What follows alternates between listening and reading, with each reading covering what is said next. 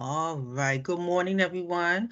Make sure, just a few housekeeping, just make sure that you mute your microphone until we get to our discussion point. I'm going to open up with a few, with a few announcements, and then we're going to jump right into you see me looking at my notes. Then we're going to jump into our lesson. So good morning, everybody.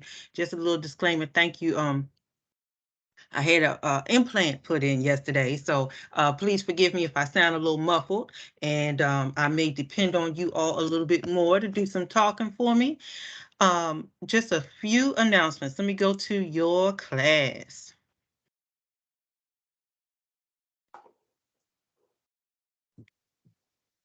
All right. In time moving by so fast. We are now in week 3. So make sure that you are going to your D2L page. You're going to go to week 3. Sorry, y'all. My book fell off my lap. You're going to go to week 3, and we're in chapter 2 this week. You have 2 assignments that I'm going to talk about. One is the PowerPoint activity, and the other one is your week 3 discussion board. Let's talk about your PowerPoint activity. So you are going to create a PowerPoint presentation for your assignment. You're going to choose one religion. Choose either Christianity, Buddhism, Islam, Judaism, or Hinduism. Of course, these are not all of the religions in the world. There are so many more, but these are kind of like the main ones that people focus on. And it would be good sometimes, to stretch your knowledge. Let's say if you practice one of these religions, maybe choose another one. It's totally up to you, and I'm not saying which one you should do. All right. Your PowerPoint will consist of only 5 slides. Remember, I got to read all of them, so make sure that you're not turned in 10 and 15 and stuff like that. On the title page is going to be the religion that you chose, and make sure you put your name on the title page. Somebody mute your microphone. All right, on the second page is going to be the founder, and I put that in questions like who is the person or people that are credited with starting this particular religion, like how did it begin? Slide 3, you're going to give a background or a summary of the religion. Like, what is it about? What are their common cores or tenets? What do they teach? Slide 4 will be what type of sacred practices does this religion do? What is the activity? We're going to talk about activities of religions today. Like what are they known for doing? And then in slide 5, you're going to share certain beliefs. You don't have to give all of them because, for all of these Christianity, Buddhism, Islam, Judaism, and Hinduism, there are a lot of beliefs, but you can share some core beliefs in what they believe to be true, what they believe to be factual, what they believe to be sacred. Okay? Do your research, especially if you're not very familiar with any one of these 5. No, 5 religions. Okay. Remember, you're choosing only one. I had one student last semester, they did all 5. I was like, ooh, that's too much. Choose only one religion. And this is also a good exercise because it helps us to explore. This chapter, we're talking about how we study religion. And if we're going to do just that, religious studies, we have to look at religions and see what they do. All right. The second assignment, should I say, is in your discussion post, you have a simple question. But you got to read chapter 2. You got to read chapter 2. And it talks about how is religion studied. Key thing I'm going to tell by your answers to your discussion, if you have not read chapter 2, because there are some ways that the author teaches us about in how to study religion. So your discussion question is, what method for the study of religion appeals to you the most? To you. Now you got to read chapter 2, and we're going to talk about it a little bit in our session today. but you got to read chapter 2 to get those methods. There are about 7 or 8 of them. And then which one appeals to you the least? And you're going to tell me why. And remember to engage your classmates in discussion. So let me just pause right here. Any questions on what is due? And remember, we start on Mondays. We start on Mondays and we end on excuse me, we end on Sunday nights at 11:59 p.m. So any questions so far about week 3? On our PowerPoint, I want to ask, do you want our information bulleted or do you want it in sentence form? That's a good question. Thank you so much. That's an excellent question because I don't want to assume. With PowerPoint, it is just that. It's PowerPoint. I always tell my students PowerPoint. So you can have short sentences. It is difficult to read long passages of text on PowerPoint because it's not necessarily a paper. And then one thing I do want you to be careful of, sometimes students go to other sites and they just cut and paste and put stuff on the PowerPoint. Be careful of that because sometimes it's in a different font. It's all teeny tiny and stuff. So thank you so much for that question. Make it legible, make it readable. I do not need big paragraphs. Points and bullets are fine. So for example, let me go to that, let me go to your activity page. So where it says like name of the religion, that's going to be your title page. You're going to have your name. And you can make it pretty and everything. Let's say, if it's Christianity or Buddhism, Islam, Judaism, or Hinduism, you can have a picture or something that represents those religions. For example, in slide 2, maybe some bullet information about the founder or founders, bullet information about where roughly it got started, areas and things like that. But thank you for that question. That's really, really good. I don't need big, long chunks of paragraphs. That's not a paper. We don't want to write a paper. Thank you so much, Carolyn. You're welcome. And actually, I'm going to put that in here, just especially for our students who are watching. Let me make myself a note. So I'll put this in there about that. Anybody else? All right. Okay, so listen. So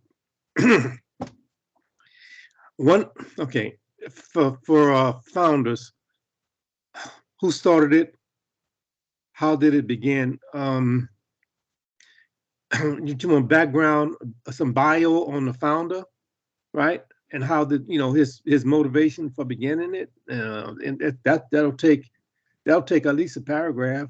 I mean, but I need you to be succinct. Give a summary. For example, I don't want to give things away. So, for example, a founder of a particular religion, you put that person or maybe people. Okay, so we have that so and so is commonly known for starting this particular religion. It started around, and I'm making up something, y'all, because I'm trying not to give away answers. It started around 2 BC. It was, known for this. The reason why so-and-so started it was because he had a vision, so I'm not necessarily you don't necessarily have to give big chunks of information. Give a summary. If you were telling someone something, you would say, this is what happened. And, it was known for this. So you don't necessarily have to have, 10 sentences, or, what I'm saying, a big paragraph about it. You can give a background or summary about the person or people and roughly where it came from. How did it begin? Why did they start this thing? Or, for example, with Judaism, somebody mute. For example, like some you might not get a solid answer of, somebody mute your microphone, of Judaism. And you may say, these are some of the founders, these are some of the fathers of the religion. It is believed that it began this particular way. Let me know if I'm answering or making Okay. you more confused? No, I mean, I know that, what I have in mind is it'll take a good paragraph for, each one. If I'm doing it like I'm presenting it to somebody, it seems like, okay, but I could do it but summarize. Long So, story short, you want to just short paragraph. correct, Okay, all right. correct. All right, thank you. Yes, that's good. So what we want to stay away from is papers are different. You know what I'm saying? So if we were writing a paper on Christianity or Buddhism or Islam or something, you would have more space. You understand what I'm saying? You got more space to expound on everything that you want to say. On your PowerPoint presentation, I don't want to frustrate you so much because you only got that one slide to say XYZ. So you want to choose your key points that you want to say about the founder or founders. You want to choose your key points about roughly when it began, how it began, how it kind of spread, how it kind of moved around. Okay. Professor Berry, Yeah. Professor Berry, Yes. Yes. And you guys. the way we use, I used it at work. You would have the bullet points for the guest, so whoever you were presenting to, but you have a space where you put detail that you are following or you're presenting to them, but the handouts only had the bulleted points. So that was where the clarity was. You knew what you were going to say, or you knew you had written down what your presentation was. So when you go into PowerPoint, they let you choose a note page and I'm not sure even what to call it, but you can do both. Oh, okay. But I understand what you're saying. Yes, you can put little notes down at the bottom. Yeah. I understand exactly what you're saying. But for this presentation, because you're just submitting it to me, and it won't be presented widely to your class. What you send to me on each slide, I don't need big paragraphs. Okay. So just make sure you summarize it, because you're like, I'll be reading all of those paragraphs. It's kind of hard to read on just a slide. You just So when want you have a bulleted points, right? You just want us to make the bulleted points from Correct. our notes that we've taken. The That's main correct. point should go on the bulleted point. Your That's main correct. idea that you want to get across, you should put in the bulleted form. That's correct. On each slide, Yes. just make sure it's like in a bulleted format. I'm not looking for paragraphs. So Okay. just make sure that you summarize, because what some students may want to do on each slide, they may have 2 or 3 paragraphs and stuff. And you only have but so much space, and it gets real teeny tiny. So you want to pick out all of your nuggets and and just make them real easy to read and succinct on each slide. All right. Thank you. You're welcome. You're welcome. All right. All right. So I just want to make sure, are we all good? Okay. So remember, this week you have your PowerPoint assignment. You're going to choose one religion, and you have your discussion post, but you got to make sure that you read chapter 2 before you answer it. All right. Let me go back to your page here. Oh. All right. We're going to jump right into chapter 2. Hold on, let me pull it up here. I thought I had it pulled up.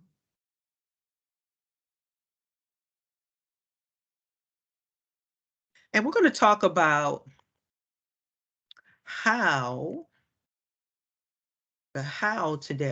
religion is studied. Y'all remember last week, you did a wonderful job when we talked last week. Hold on, everybody.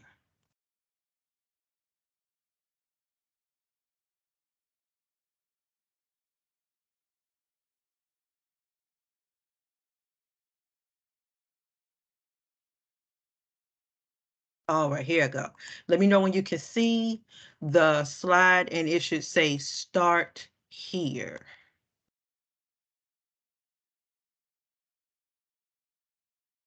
Somebody just use your microphone if you can see the slide and it says start here.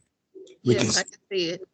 Awesome, awesome. I'm gonna have to keep coming back and checking, making sure that you can see it. Last week I was switching and nobody could see it. All right, so we're in chapter 2. If you have your book, you can read along. I want to start off with this scenario. And this scenario is in chapter 2. It's on page 15.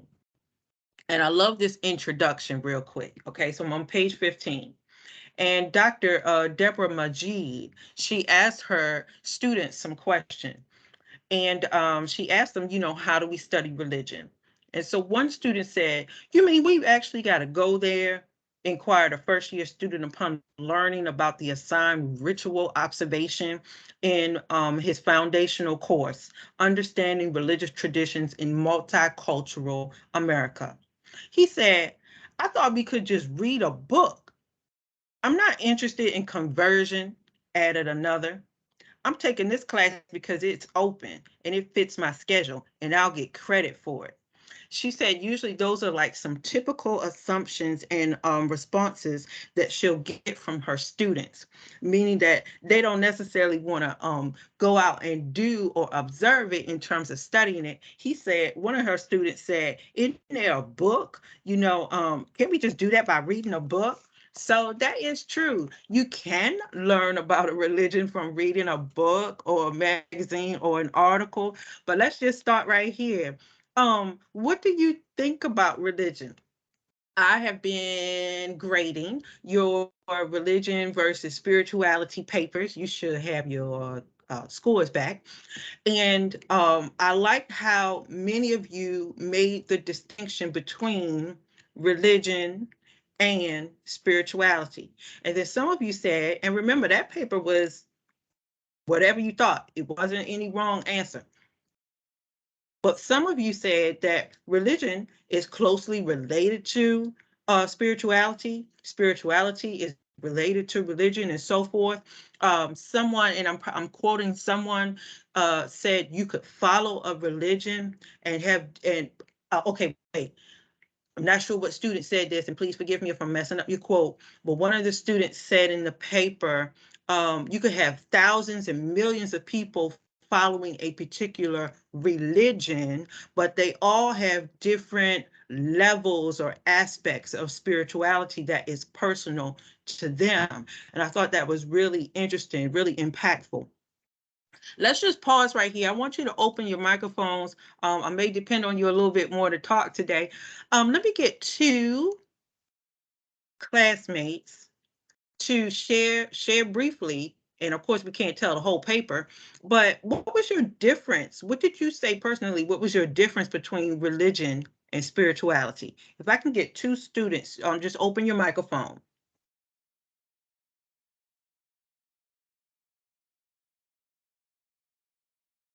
Anybody want to join in? I'll say something. Thank you.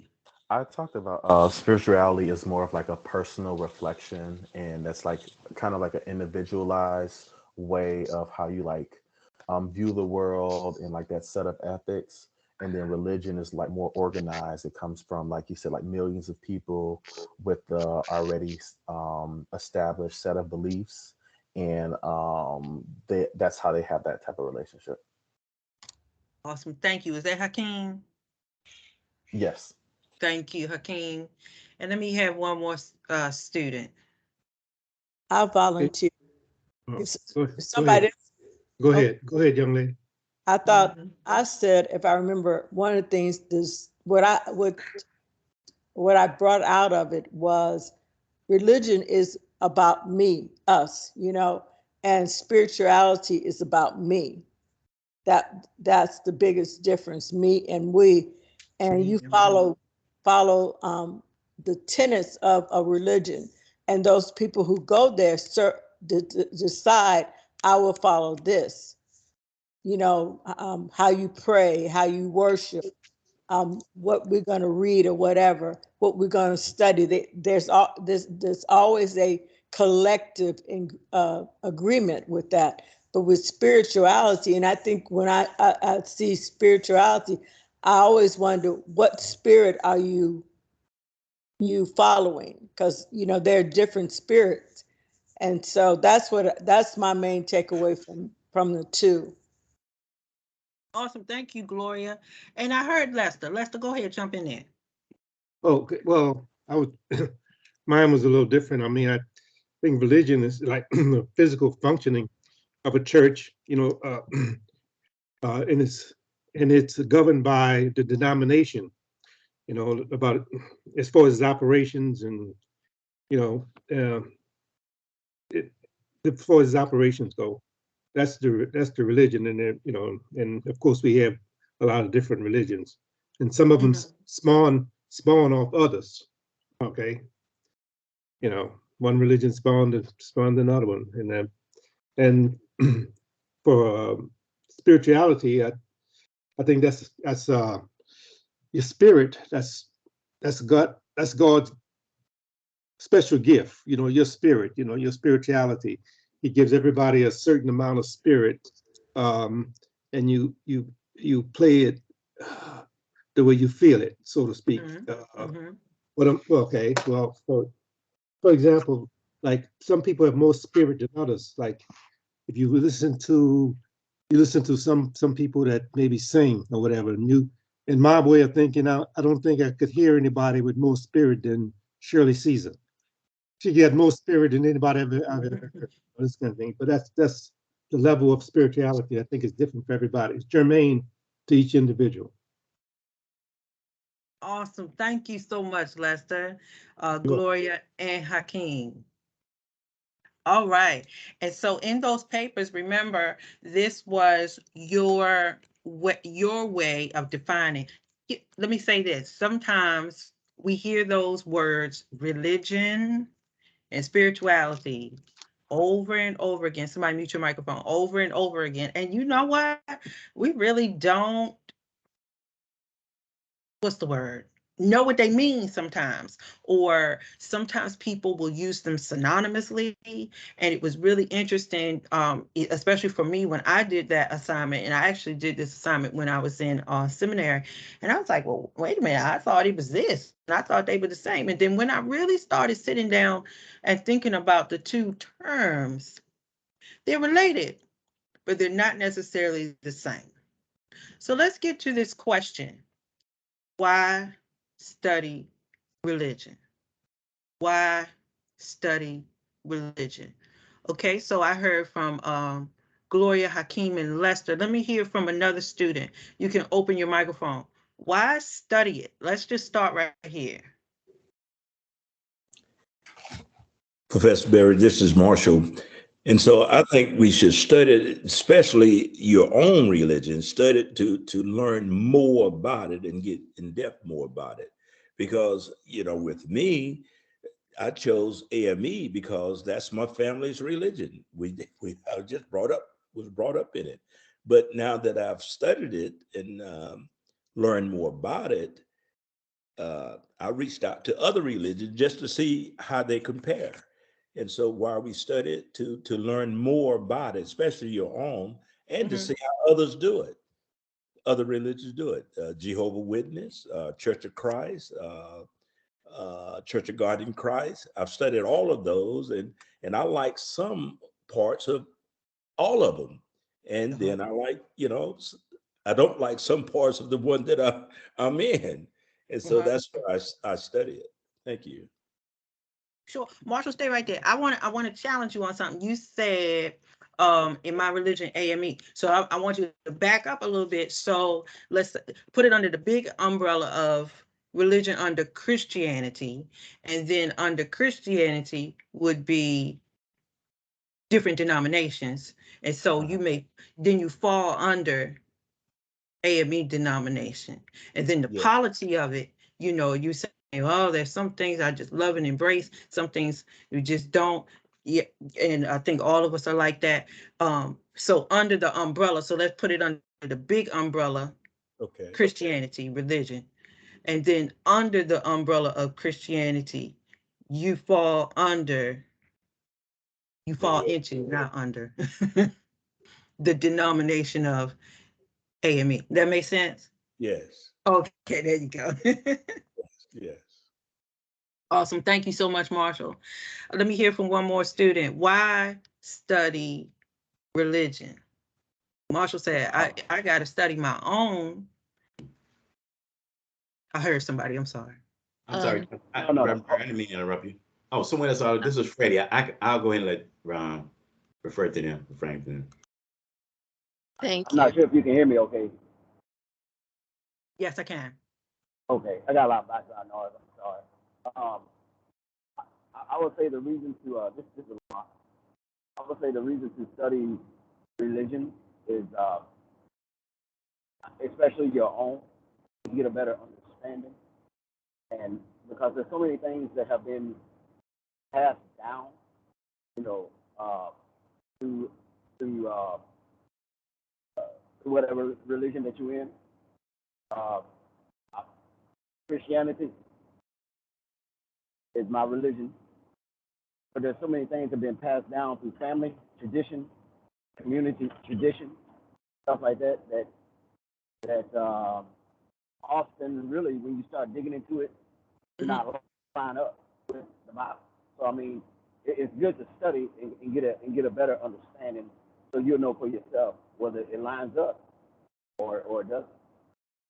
And that's all I have. And the difference between religion and spirituality to me is that one is pretty much in simple terms, one is tangible and one is not tangible. You know, religion is tangible. It's, you know, you can read it, you can touch it, you can see it. Spirituality really intangible, but it does have an effect on the tangible. If that makes sense.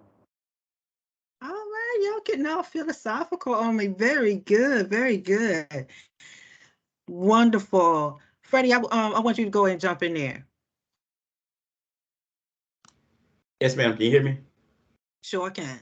Okay. Well, actually, mine was simply to what the gentleman previously before me. I'm sorry, sir, I didn't know your name. I couldn't see who was talking. But I was saying, so, you know, since the religion is so broad, we want to make sure that we understand it. Like I say, so it's understanding and knowledge that helps you to be. Because sometimes, you know, us as believers, you have to meet someone on a level. So if you can understand, because maybe you looked at it or studied it, and you go to another country or another, for example, this could be a Methodist and Baptist. If you go speak to someone else, you'll have understanding what they could be saying some things that you would not understand. But if you studied the religion, then you could understand it better, and that could maybe give you a better ways of communicating with each other. So I think it's just get you a better understanding of knowledge, because we got to be able to know what is right and what's wrong also. We look at it like that. So if we get an understanding of it and study it, then we'll know what's what. Professor Berry. Very good, Freddie. And okay, I'm coming right to you. I think that's Carolyn. Yes. And remember, Freddie, remember under the umbrella. So you said Methodist and Baptist. So they're still under the umbrella of Christianity, the big religion, right? And then you have all of these other little, and well, they're not little, denominations up under the big umbrella of Christianity. So I just didn't want to. Yes, ma'am. There you go. All right. Thank you. And Carolyn. I just want to say one of the things is that we go to school, our children go to school, and we're with different people from various religious faiths. We are already mixed together with religions from various areas, from various countries. When you with someone who may be Muslim, maybe Catholic, believe it or not, you help support by respecting their beliefs. And if we respect others' belief, and I'm gonna give an example for me when I lived in Turkey, I'm not Muslim, but I did go ahead and honor their tradition. I didn't take practice in all of their bayrams and so forth, but I did respect that. So the studying of it is helping us to be more mindful that everyone is serving their God or the same God. So, I mean, and it's good to know. So, and our children. for us to pass it down, because they're all together now. So we need to know, and that's what I think of religion. We're in it. Very good. Well, you brought us to our third point. Thank you, Carolyn, that we have such a diverse nation. Wherever you live, you know, whether you live in a rural part, you live in the city, you live in the suburbs, it's still diverse. Everybody is not the same. Everybody does not worship the same. And we should study it because, excuse me, just as Carolyn said, we have people all around us that may follow different religions. It doesn't mean that we have to go that way and follow that religion, just so that we know. For my neighbors, we got new neighbors on the left-hand side of me. I haven't really had a good conversation with them, but I know that they are Muslim, from the way the lady dresses, and they are so warm, and I'm just waiting for an opportunity just to talk to them and learn more about them. But anyway, so just we are in a diverse nation. We are co-learners, meaning that we are learning alongside others, and we should be explorers. And I think this is the thing that we as Americans can be faulted to a point with, is, how do I say this? We like our own stuff, right? And we do our own stuff, and we're like on tracks, and sometimes don't want to learn or step outside of what is not our stuff. You understand what I'm saying? Sometimes in our American thinking, we're on this one track. You know, this is what I know, this is what I believe, nothing wrong with that. And y'all do that over there, and I don't care why y'all doing that over there, you know. And many times that can be to our detriment. Not that we have to follow what the other person is doing, but be curious. All right, let's keep on moving. Let's see here. All right, we're going to talk about the academic versus a devotional approach. Academic versus the devotional approach of studying religion. And I want you to know the two. So in this course, we're going to take more of an academic study of religion. This is where we're trying to expand our knowledge. We want to know about it. We're going to explore it. But we're not necessarily going to assign any particular value to oh, this one is good and this one is bad. We're not doing that. An academic study is just going to reveal like how these particular religions, we'll talk about Judaism or Muslim, or excuse me, or Islam or Christianity or Hinduism, how does that affect the human? So we're taking an academic approach to it. And like I said, in the beginning of this course, it's really important for us. I can't say it enough. It's important for us, even though you may have your personal faith, which is wonderful. You are not going to abandon that. But we're also learning to open our eyes to other practices and just explore it. Doesn't mean you have to do it tomorrow, but you will explore it, but without putting a opinion on it. That makes sense?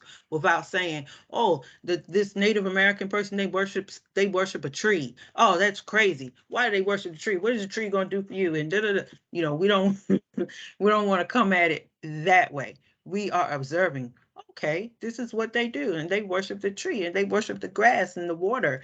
That is interesting, and that is different, or that is similar to what I do, or whatever. All right. Now, the academic study or approach is different from a devotional approach. If y'all see on the screen. Oh, y'all can see the screen all right? Yes, Hello? it's fine. I can. Okay. Okay. Yes, yes. Yes. Look Oh, like it's you have a just- hand up also, Reverend Barry. Look, I got what? Somebody has a hand. Oh, thank you. Okay, thank you for that, Freddie. All right, I'm going to take the screen down so I can see whose hand is up. So a devotional approach seeks to this will be more what you would do in your personal religion. This is more what you would do like at a church, at a Bible study, because you would be reading something, you learn how to apply it to your life, you're teaching a certain set of practices, and this is what a person does when they're seeking to follow a religion, whether they're following Christianity or they're following Islam or whatever it is. So they want to know, what do I need to do? How do I need to follow the scriptures? Okay. All right. Somebody had a hand up. Thank you so much, because I can't see. Somebody had a hand up, and who is this? This is Dante. Dante, you had a hand up. Yes, ma'am. How you all doing this morning?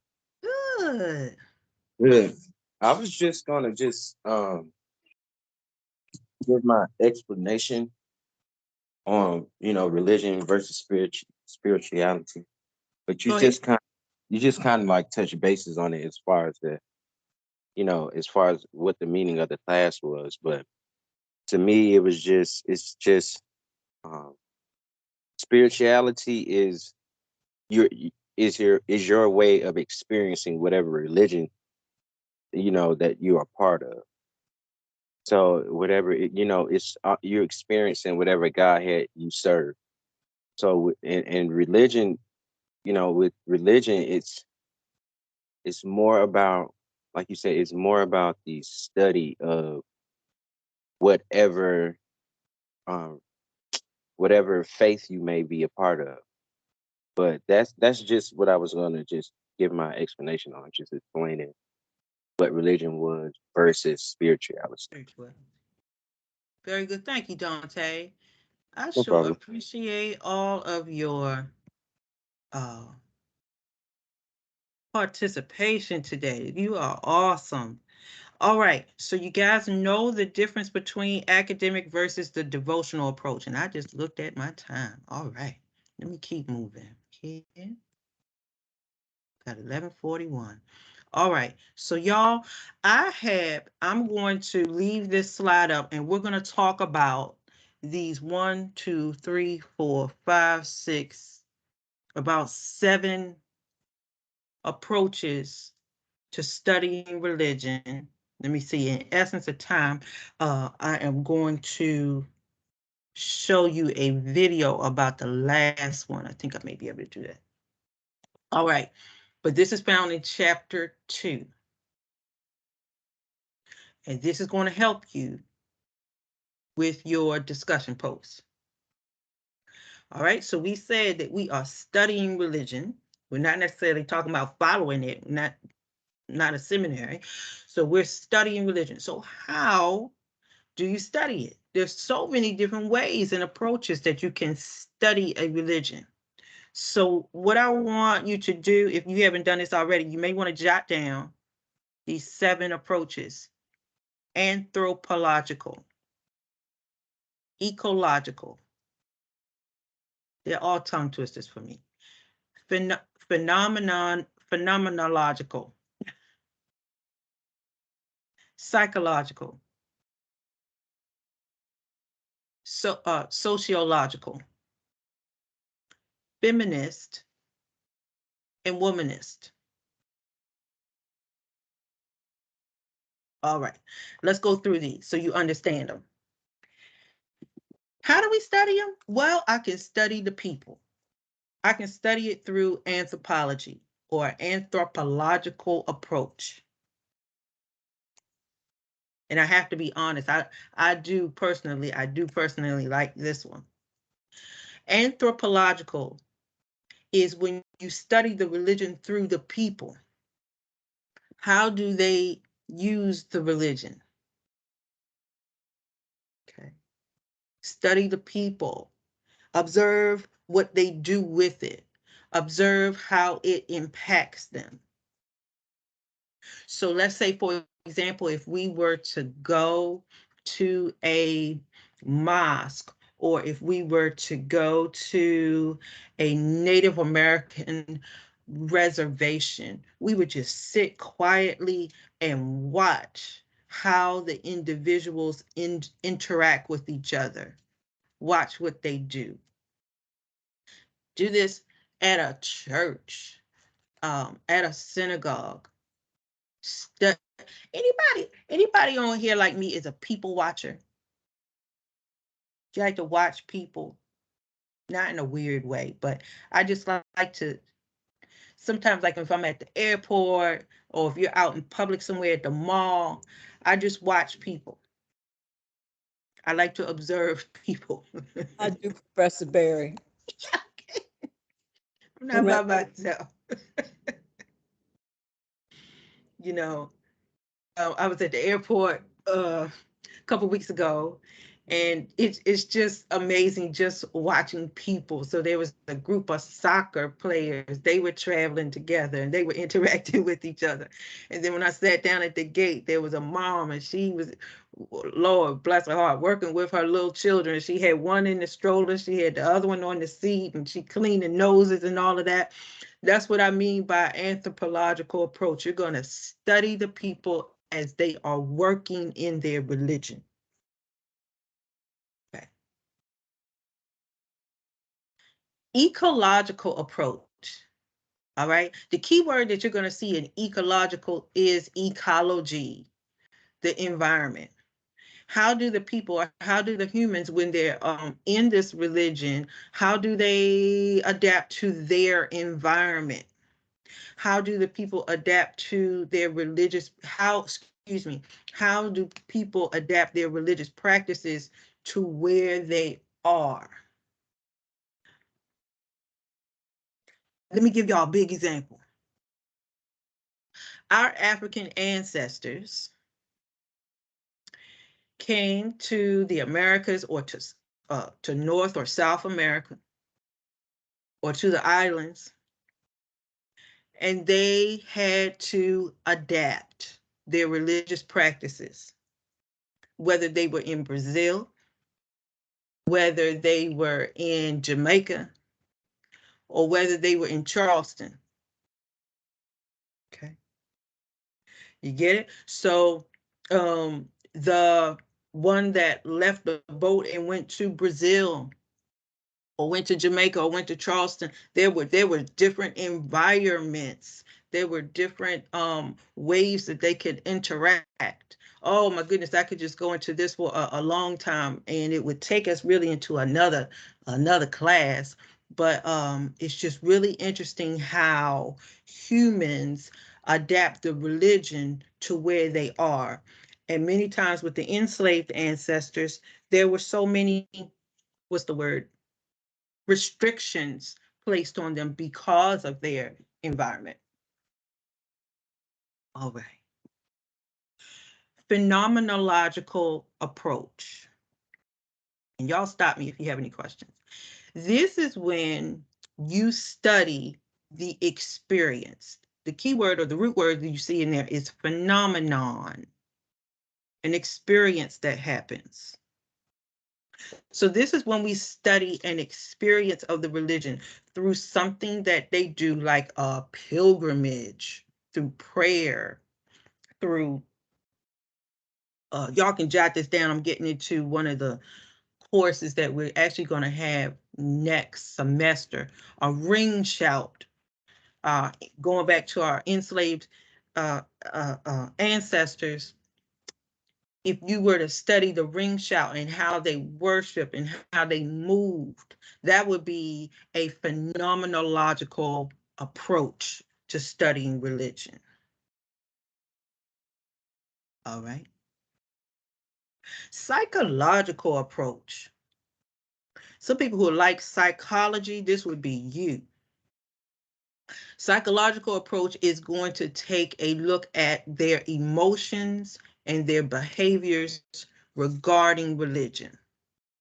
So when we talk more about violence in religion, when we talk about the chapter, I think I can't remember the chapter, when we talk about 9/11 and how religion was tied in there, ooh, that's a psychological approach that we could take. Okay. How does religion make people feel? Oh, we could talk about that for a long time. What emotions are used? Sometimes there's some bad emotions that are expressed, maybe guilt, ostracized, some type of hurt. That would be psychological. All right. Sociological approach. This method talks about how the religion forms political views, world views in the public. Oh, we could talk about that a lot, especially in this this time of elections. Religion is hot, isn't it? And we could talk about how religion has formed worldviews about political things and in the media. Let me just pause right here. You can open your microphone. Now, I started school in the 70s, late 70s, but prior to that, my mother was sharing like how schools had prayer, public schools had prayer in school. That would be a psychological approach. Anybody remember that? Were you in school when they prayed? I do. I do. I I did, did also. but we didn't pray up north. Didn't pray up north? No, Uh-oh. We prayed in the South. I did. we didn't We pray. prayed a lot in the South. We didn't pray in school. Prayed a lot in the South. Y'all help us up north. We didn't pray. We prayed at home, but we didn't pray in the schools up north. Prayed at home. Okay. Yeah. And first year of college, you had chapel every Wednesday. Where'd you go to college? Memphis, Tennessee is now Lemoyne-Owen College. Oh, yeah. Okay, It was so that sponsored by Baptist churches. okay. So that's a good point. It's interesting how some of you said, yes, we prayed in schools in the South, and not to say that they weren't praying in the North, because I know my mom said, I'm from Maryland. My mom said that they did and they took it out. But that's a sociological approach. And it's even interesting in how we're having this conversation right now, and we're seeing geographical changes. That's interesting. That's interesting. Okay. Sociological is going to see how the religion forms these world views.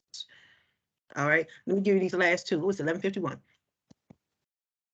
Feminist approach studies how women are treated in the particular religion.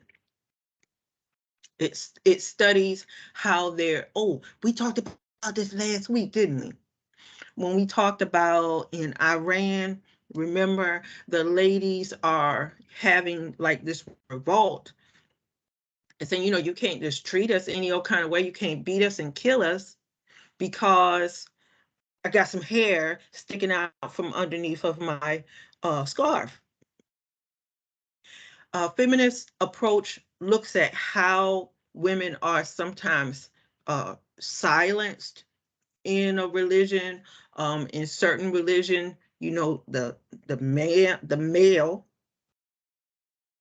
may be revered as a little higher or better than the woman. Okay, so that's what a feminist approach would look at. Okay, let me get to the last one, then we're going to talk. Womanist approach. Womanist approach. This is the youngest of all the methods. It's came out like around the 1980s, and it seeks more so to uplift Black women's experience, both individually and her experience in community.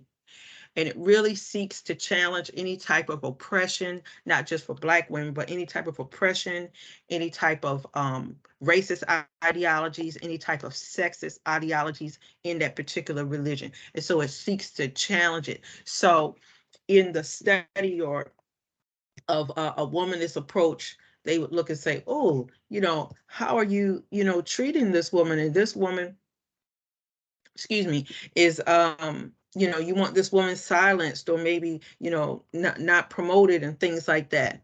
All right, so I'm coming back to you. I saw a hand up. Did I see a hand up? Dante, was that you? No. Okay, all right. It might have been from earlier. All right, now I want you to remember those approaches, those 7 approaches. Give me about 5-10 more minutes here. I want to share, I'm not going to share this whole video with you, but I want to introduce you also to people, to scholars. I want to introduce you to a scholar, and this woman was very big behind the womanist approach to studying. Her name was, she just passed away, I want to say last year, Dr. Katie Cannon. Hold on, everybody. Make sure I share my sound. I want to introduce you to Dr. Katie Cannon. And Dr. Cannon was a trailblazer for womanist study. And she is no longer with us, but we're so thankful for her study in that area.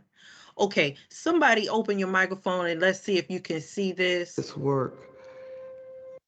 All right, can you see a lady's picture, black and white picture on the screen? Yes. Yes. Awesome. All right. Now, I'm not going to play this whole video. I know we're kind of short on time, but I just want to introduce you to Dr. Katie Cannon. People want to dismiss the truth that I speak as anecdotal.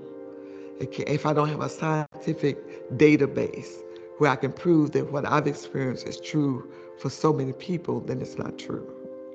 So the epistemological sea of forgetfulness is when people take truth that hurts, truth that goes to the core of the being, truth that goes to the marrow of the bone, and people want to say, if you can't prove it scientifically, factually, then it doesn't exist. So what I try to encourage people to do is that kind of truth that stings like a serpent's tooth, that kind of truth that makes your teeth itch, the kind of truth that caused some people to lose their minds up in here, up in here. So even when people call your truth a lie, tell it anyway. Tell it anyway.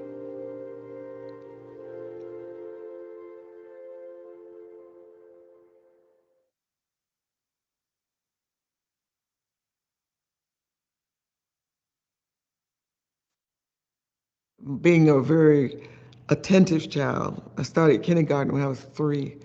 And so I was always concerned about race and justice.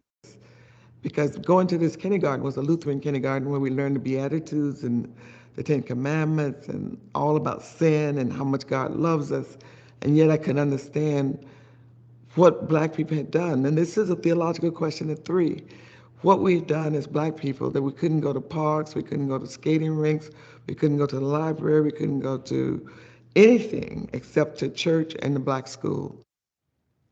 Growing up in Dayton, when I think of growing up in Dayton, Ohio, which is where I'm from, I think of really 2 things. I think that it was a place which was a very protected place for me, and a very protected space, because I grew up in an all-Black neighborhood, went to an all-Black school, which was the neighborhood school, and we were all fairly relatively privileged. The other part of the reality, even in my privileged Black self, Dayton, it was in Dayton where I became aware of race.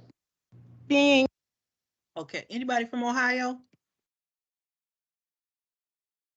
Okay, I was just curious. So I just wanted to introduce you, that's like a 12-minute clip. I wanted to introduce you to one of the trailblazers, one of many of the trailblazers behind womanist approach to studying, and that was Dr. Katie Cannon. She just passed. Wonderful, wonderful theologian and scholar. I want to show you one more thing. And so that was womanist approach. And then I want to show you sociological. Stay right there. Stay right there. When we talk about sociological, somebody remember?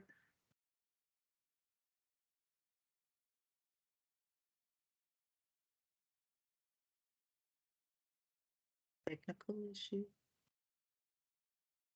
Not sociological. Let me come back to you. Phenomenological. That's when the people will do something. I know it's late. I want to show you this clip real quick. This is when, let's say if we were going to study religion, we could study, for example, let's go to another one, Islam, and how the followers go or they perform a particular practice. This particular practice, Hajj, is when they take a pilgrimage to Mecca. Real quick. Performed between the 8th and 13th days of the last month of the Islamic calendar. While circling the Kaaba is the final act of the pilgrimage, it is also the top priority for pilgrims when they first get to Mecca. For Muslims who have prayed in this direction every day for years, seeing the Kaaba for the first time is almost overwhelming. Now to the Valley of Mina, where the Prophet Muhammad stopped and rested on his Hajj nearly 14 centuries ago.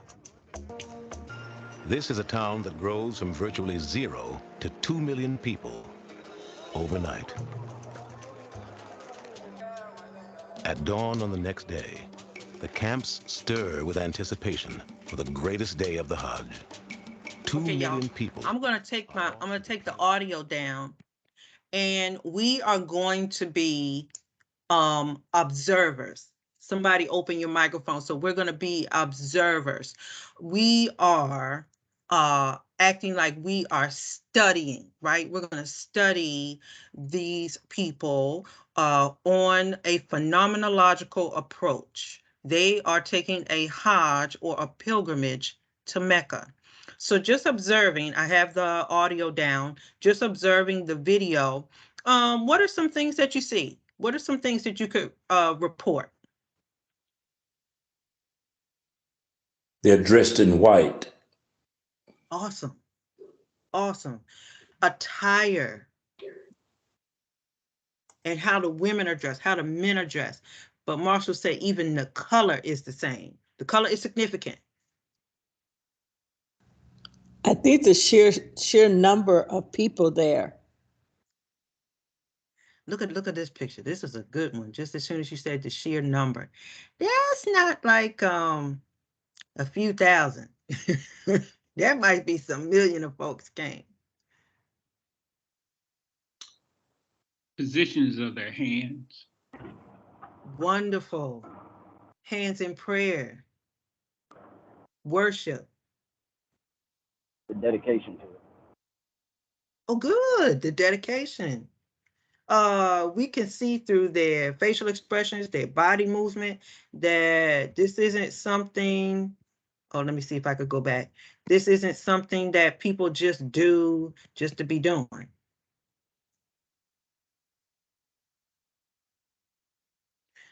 And the lady, I think it was a lady that the gentleman showed, she was just overcome with emotion. And then it's only done a certain time of the year between the 8th and the 13th on the last month of the Islamic calendar year. Awesome, correct. So very good. So this shows us this isn't just some random vacation. There's a particular time frame.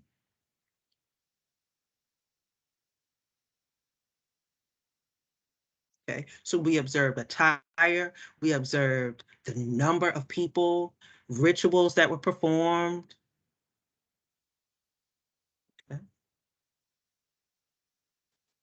All right, and I'm gonna come back to you. Very good, scholars. So what we just participated in was like a participant observer type of thing.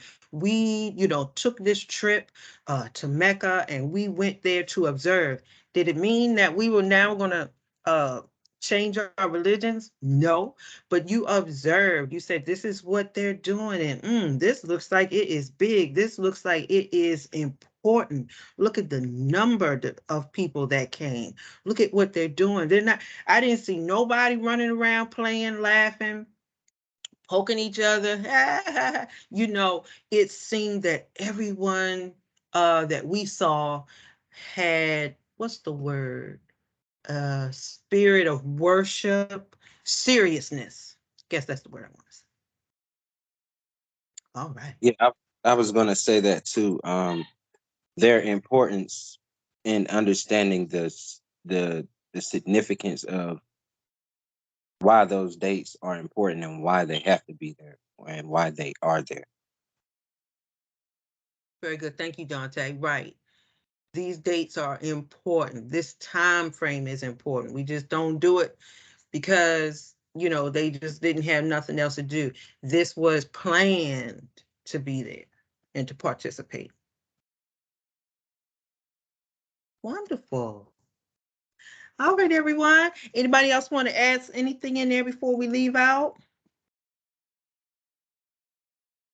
Professor. Yes, who's that? This is Lamont.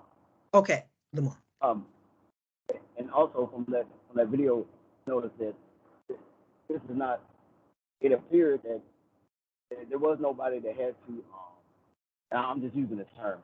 Beat them over the head to do it. It is something that they really, obviously led to do. Yeah. Their will.